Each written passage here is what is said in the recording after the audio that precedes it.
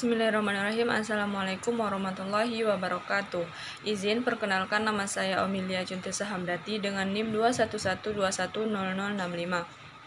Baik, di sini saya akan memenuhi persyaratan ujian akhir semester, yaitu membuat video jawaban UAS yang telah dilakukan pada siang tadi dengan Ibu Asmara.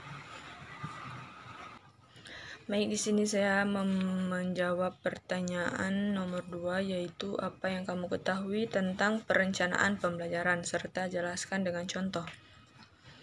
Baik, di sini saya akan menjawab apa itu perencanaan pembelajaran. Perencanaan pembelajaran yaitu meliputi kegiatan perumusan yang tujuannya ingin dicapai dalam suatu kegiatan pembelajaran. Metode yang digunakan untuk menilai pencapaian tujuan tersebut menggunakan bahan materi yang akan disajikan. Cara penyampaiannya, persiapan alat atau media yang digunakan.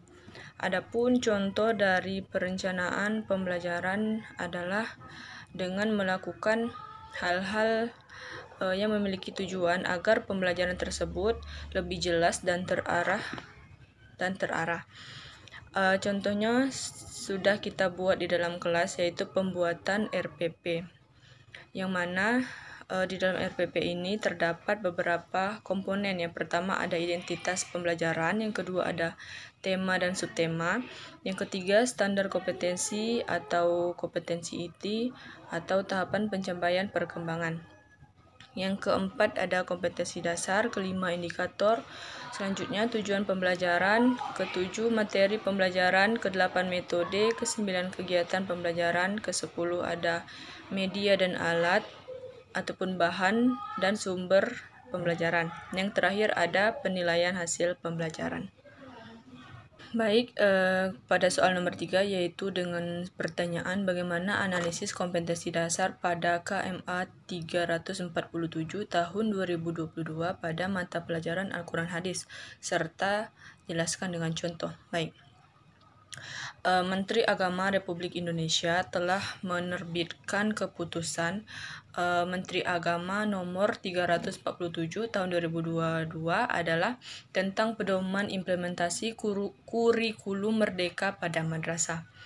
Sejalan dengan hal tersebut, Kementerian Pendidikan, kemudian Kementerian Kebudayaan, Riset dan Teknologi telah membuat kurikulum merdeka yang akan diberlakukan mulai tahun pembelajaran 2022-2023.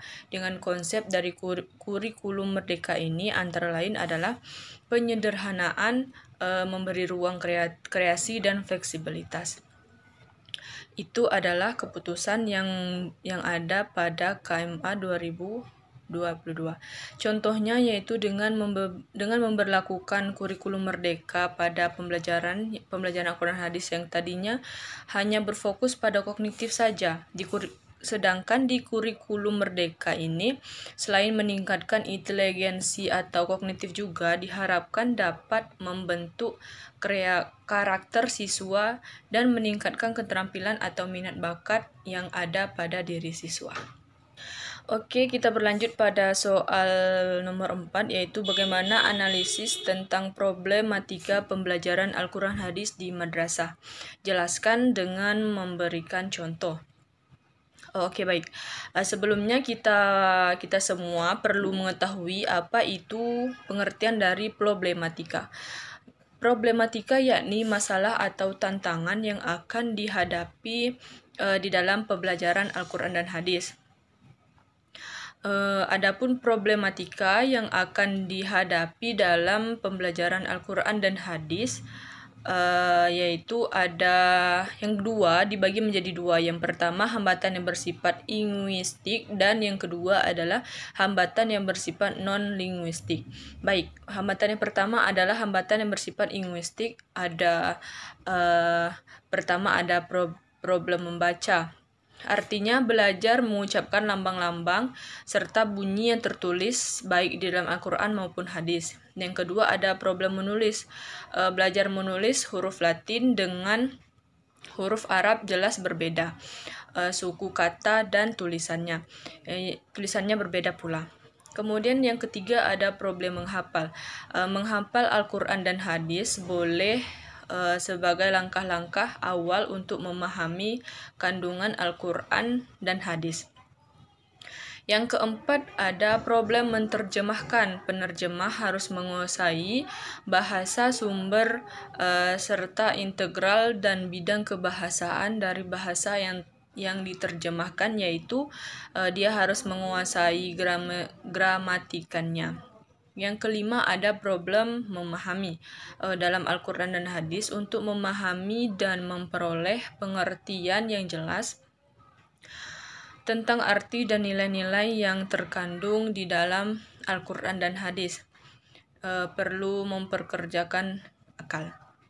Yang kedua ada hambatan yang bersifat non-linguistik, terbagi menjadi dua. Yang pertama, sebab-sebab endogen, yang mana sebab-sebab ini berasal dari dalam diri seseorang anak tersebut. Yang kedua ada sebab-sebab eksogen, yaitu sebab-sebab yang berasal dari luar diri anak.